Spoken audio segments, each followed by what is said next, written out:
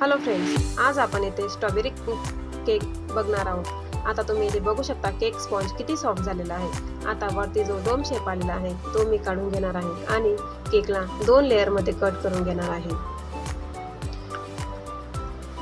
तुम्ही बघू शकता इथे मी केकला 2 लेयर मध्ये कट केले आहे। त्यानंतर एक लेयर ठेवून आपण तिला शुगर सिरपने सोक करून घेऊया आणि शुगर सिरपने सोक केल्यानंतर क्रीम घेऊन तिला व्यवस्थित स्प्रेड करून घेऊया।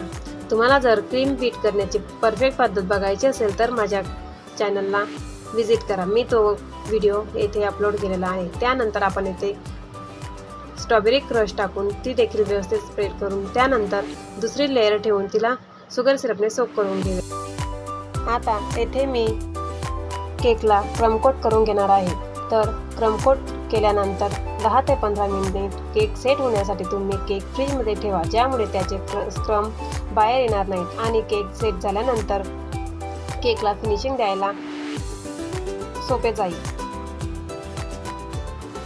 आता तुम्ही इथे बघू शकता मी केकला पूर्णपणे क्रीमने कव्हर केले आहे आणि क्रीममध्ये थोडेसे ब्लू कलर टाकून त्याला फिनिशिंग देऊन घेणार आहे।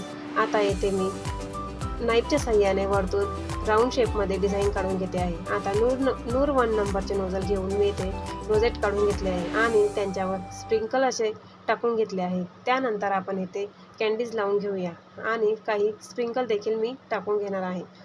तर आता रेडी आहे आपला केक।